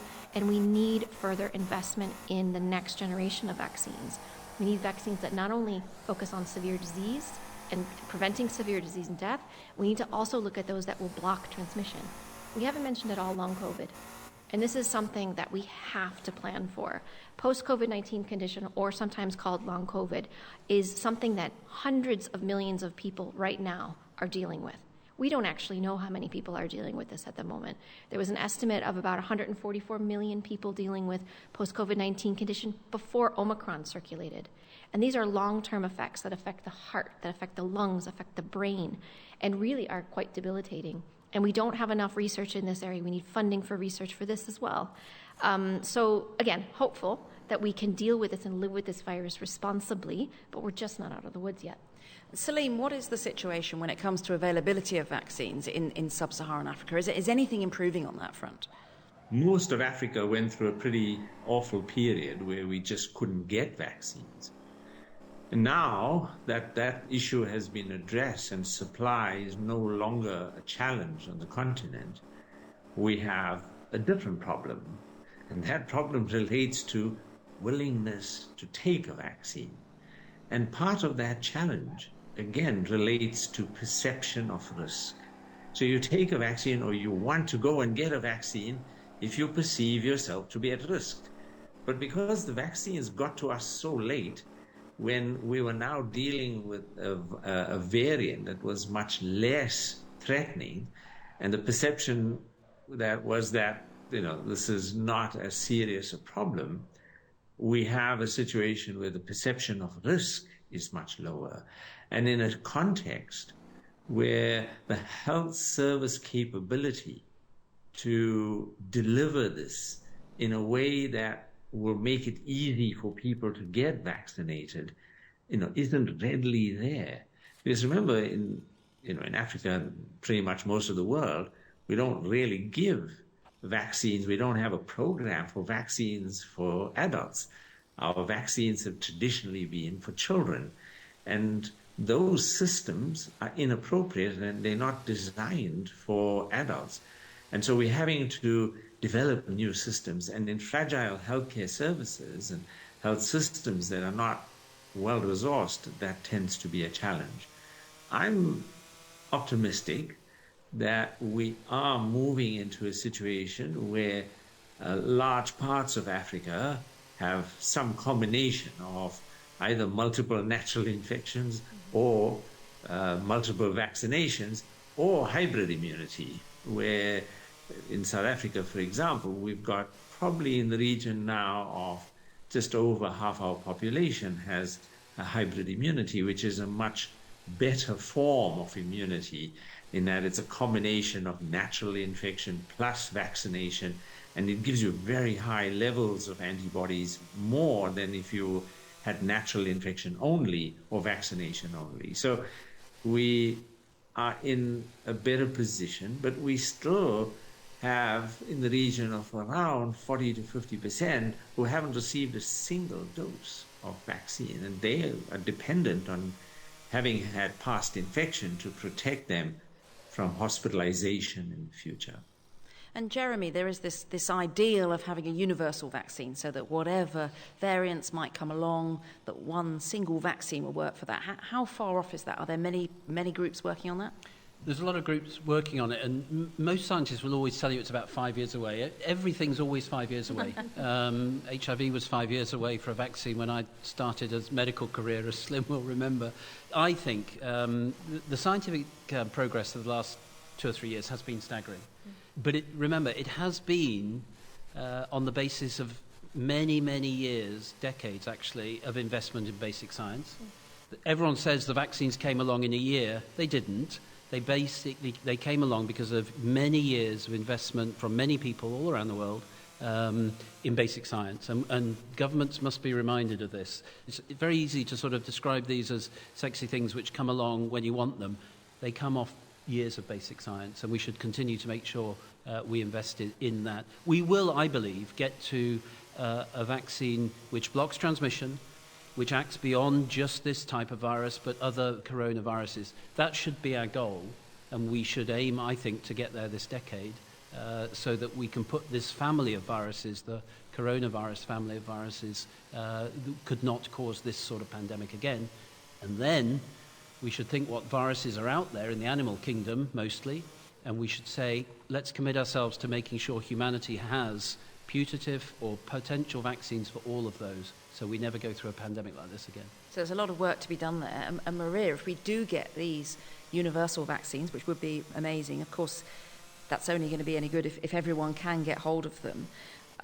Did you ever think that 3 years into the pandemic, you'd still be urging equity around vaccinations for all? I mean, what does it feel like that you're still having to do that in a way? I just have some statistics on the vaccines. To date, more than 12.6 billion doses of vaccine have been administered globally. And 75% of our health workers and older populations have been vaccinated. But 25% of the world's older people and health workers have not been vaccinated. 32% of the world has not received a single dose of vaccine. We're not done. We're not done yet. So we don't have to be the sky is falling, this crisis running around. We need a calm, focused attention to find those who are most at risk. Vaccinate those who are most at risk, because this is saving lives. Vaccine equity is not a hashtag. It's not a slogan. It's not something that those of us at WHO and our partners, many of our partners, are working on this through COVAX and through other mechanisms to achieve, because health is a fundamental human right. Access to all of these types of tools that save lives is a fundamental right that we have, and it's something we really have to continue to work on. We haven't reached it yet, even in this pandemic. Out of the 12 billion vaccines that have been used, and out of the donations and promises that high-income countries have made, those vaccines have not actually reached the countries yet.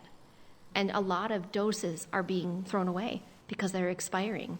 And so as Celine pointed out, we don't have vaccine programs for adults in all countries. This is something that has to be worked on. There's efforts underway of tech transfer so that other production sites can actually make the vaccines, to have more actual production facilities around the world, so that it's not just high-income countries that can produce the vaccines, but others can have ownership and take ownership of that. So there's a lot of work underway, and this has been nice to see over the last couple of years, but we have a long ways to go. We're definitely not in the place where we need to be. And knowing that we will need further vaccines going forward, knowing that we will need further boosters going forward, this is something that we still have to address today. I just want to ask each of you briefly about what has gone wrong with the response so far and what lessons we can learn from that. Celine, you were the co-author of the recent Lancet Commission on the lessons for the future from the COVID-19 pandemics. You are the perfect person for this. And the failure to share vaccines equitably was just one of the conclusions you reached in this report. But you also named excessive nationalism as a core failing. How do you differentiate between nationalism, which is presumably a country doing its best for its citizens, and excessive nationalism in the context of a global pandemic? So one of the things that's probably the most certain in this pandemic is that it's uncertain. We don't know so much about what we're dealing with, but we can take the lessons that we've learned from COVID-19 and take them forward as we think and plan and prepare for the next pandemic. And those lessons are critically important. One of the things that we challenged very early on was this notion that wealthy countries could have ready access to the first doses of vaccines, and that the poorer countries would have to stand at the back of the queue. And that global inequity became intolerable in many ways. And in the midst of all of that, a group of us, led by Jeff Lazarus from Barcelona, decided to try and measure wastage. And wastage occurs in different ways in vaccines. So at a time when vaccines were not available widely in Africa, there were wastage in the millions of doses in several countries because they hoarded it. They hoarded it instead, and they were trying to give it away just before expiry. So it actually compounds the problem when you do that, because a country has to drop everything else to try and vaccinate. So it compromises measles vaccination, HIV and TB care, because you're pushing the healthcare system to act in those kinds of ways. So I think what we will need to appreciate is that we've got to take that lesson and make sure that when the next coronavirus comes or influenza comes, that we never go down this road again, and that vaccines and the essential elements like diagnostics and so on are available to the global community in a much more equitable way. And here's a trickier question for you, Salim, but an important one, I think. Is there anything now, looking back, that you wish personally you'd done differently in all this? One of the challenges that we had in South Africa was that we took a decision early on not to try and make a vaccine because our vaccine capability had been decimated. Now, just to give context to that, prior to 1990, South Africa was completely independent in terms of vaccines. We made all our own vaccines. We made our own polio vaccines, DPT vaccines, all our own vaccines. So we could make vaccines. But because the world has progressively changed and the regulatory environment and the cost environment landed up with a situation where it's cheaper to buy the vaccines from India or elsewhere, we scaled back that capacity. And that scaling back meant that we didn't have the ability to make vaccines. And I think that for me, and I've publicly stated this, that I should have been much more vociferous in getting South Africa to put the energy into making vaccines. And of course, now the WHO has stepped in and many other governments have stepped in to help Africa, creating the mRNA technology hub and many things to fix that wrong. And that's the one thing I've always regretted, that I didn't put more energy into vaccine development in Africa. And Jeremy, I wonder, is there anything where you kick yourself and think, I could have done that differently, or persuaded someone to do this? Or... Yeah, most days through 2020. Can I just answer the one that you asked, Slim, as well? Just on one strong feeling I have is that we must stop seeing these things happening as A, shocks, and B, as discrete episodes. We three have all been involved, from Slim in HIV, Maria and myself in SARS-1 and MERS and many others. The world is changing around us, and these things, COVID, MERS, whatever you want to call them, they're the symptoms of a changing world. Mm-hmm. And the changing world is about land use change, environment change, climate change, urbanization, trade and travel. And if we only address the symptoms and we don't ultimately address the underlying drivers of what's driving these epidemics, mostly from the animal sector coming into humans, we will face more complex and more frequent epidemics in the future. And they'll be harder. They're huge issues, though, aren't they? They're huge issues to try to deal with all those things. They are, but that's the 21st century. You know, the century we're living in is this century, not the last one. And if we don't address those drivers and bring together these issues of fragmentation and disparate sort of ways, we will face more frequent and more complex, as we have done in the last 20 years. Ebola in West Africa in 2014, which we were both very involved in, the virus hadn't changed. The people hadn't changed. What had changed was the environment in which it was happening in. It was transmission in big cities and across border places. That's what drove the dreadful Ebola outbreak in West Africa in 2014 to 2016. So unless we address those drivers, we will see more frequent and more complex epidemics in the future. And what would you do differently if you could go back? I would have pushed harder. I felt as if I pushed as hard as I could, but I would have pushed harder in the United Kingdom to use the summer of 2020 to prepare for the inevitable waves of the winter of 2020. And I think that would have saved an enormous number of lives if some political decisions had been made differently in September, October and November of 2020. And Maria, how was it in a way that the world wasn't prepared for this, when people said again and again this kind of thing was going to happen? What could have been done differently? Oh, I mean, how long is the program here? Briefly. Briefly. It is the underlying cause. What we saw in the beginning of this pandemic is countries that really fared well in the beginning had a previous trauma. Really had gone through something similar. They had gone through Ebola, they had gone through SARS, they had gone through outbreaks of avian influenza, they had gone through MERS outbreaks, that had caused billions of dollars worth of damage to their economies, and killed individuals, and they made changes based on that trauma. They changed their infrastructure of a workforce. They built a workforce, community-based workforce. They had systems that linked data together electronically. They changed public health law. That trauma led to some change. Every single country on the planet has gone through COVID-19, is still going through this, and has gone through a trauma. We're not seeing the changes that are necessary to be in a better place going forward. This is what scares me. We are not prepared. We were not prepared for COVID-19, and quite frankly, we are not as well prepared as we need to be for the next one. So we need governments to, a lot of the time in the summer, everybody wants a break. Give me a break. I don't want to talk about this anymore. But governments have to be ready and be vigilant and get those systems in place and build that foundation to be stronger. We're trying to change the global health architecture going forward. We're trying to make sure that we have financing that doesn't just deal with a response, but deals with preparedness and readiness and gets to some of these underlying causes. My day job is on dealing with emerging diseases and zoonoses. What is the next one?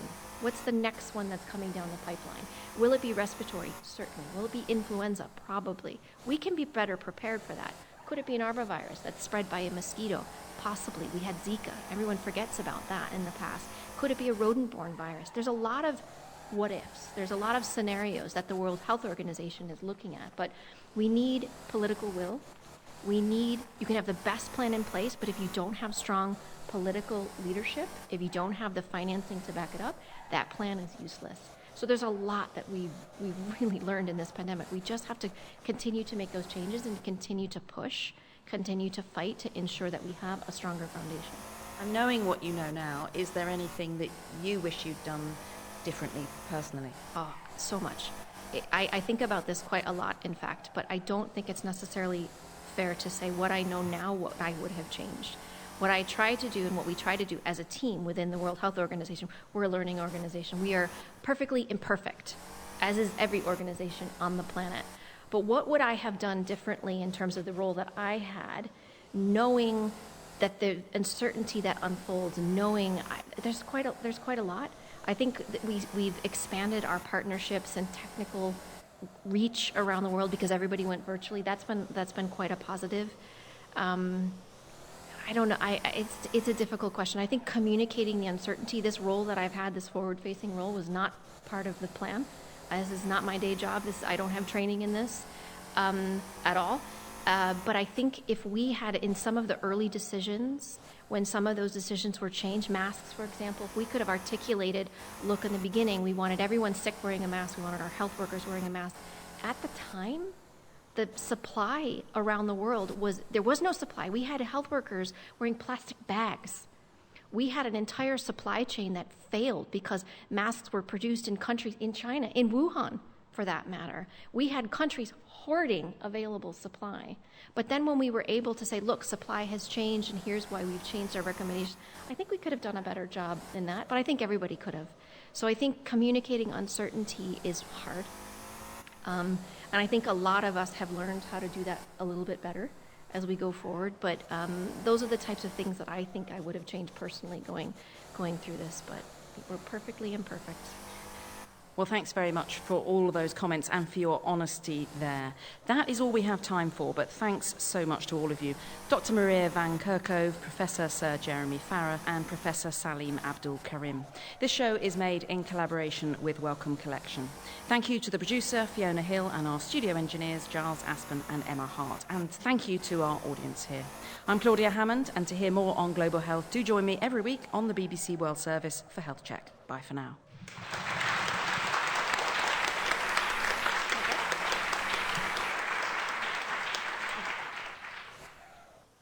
This is the BBC World Service, and here's Maz Faruqi to tell you about the BBC Women's Footballer of the Year 2022. 5 global sporting stars inspiring fans both on and off the pitch. Who will you choose as the BBC Women's Footballer of the Year 2022? It's your choice. It's your champion. We'll reveal our shortlist and how you can vote in Newsday on Monday the 3rd of October from 5 GMT. In an hour, The Forum with Bridget Kendall. The sun has fascinated humankind for millennia, the burning orb that heats our planet, providing the light and warmth we need to survive. But how well is its behaviour understood?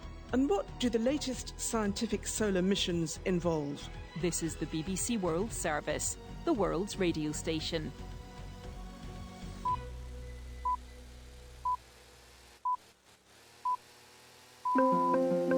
to NewsHour from the BBC World Service. I'm James Kimarasamy. At least 125 people have died in Indonesia in the deadliest disaster at a football stadium in decades. Tear gas was not only inside the stadium, but also outside. Even in shops and stalls outside were also shot with tear gas. Many of our friends lost their lives because of officers who did not humanise us. As President Zelensky says Ukrainian troops fully control the recaptured town of Liman, we hear from a neighbouring city where Ukraine is on the defensive. It's hard here right now because the enemy is very close and the situation is stressful. But we are standing our ground and fighting back. They are around 400 meters away from here. And the stolen remains of more than 60 indigenous people are returned to New Zealand. All of that coming up after the news.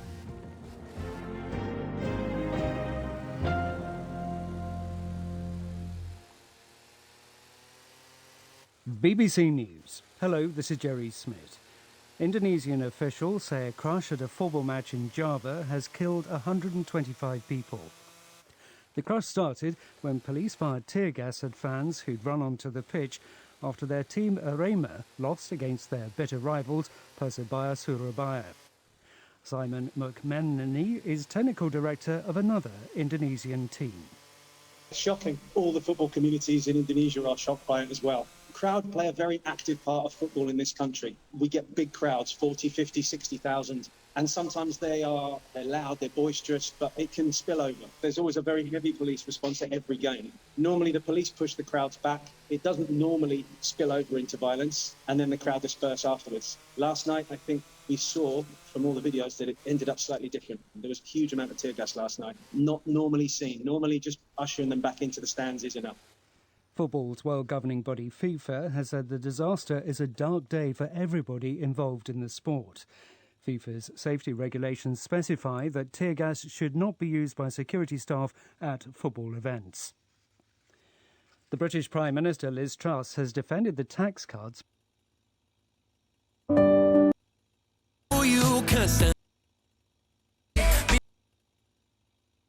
the cost of government borrowing. That's what the people here are doing. European traditions and whose music has been conducted. Benefits in line with inflation was a display of the wrong values. There is little love lost between Mr Gove and Ms Truss, but the challenge will come if his decision to speak out publicly emboldens others to follow suit. The Kremlin says it has destroyed 7 artillery and taking place in Brazil in the first round of a presidential election that could mark a major change in direction for the country. The far-right president, Jair Bolsonaro, is facing a strong challenge from his rival, the left-wing former president, Luiz Inácio Lula da Silva. Katie Watson reports from Rio de Janeiro. There's expectation and tension as people line up to vote here. These have been billed as the most important elections Brazil has held since the country returned to democracy in the 1980s. And there's a very real possibility the vote could be won by Lula in one round. But there's also a very real possibility that Jair Bolsonaro won't accept defeat. He's called the polls a lie and long questioned the reliability of the electronic voting system. Katie Watson.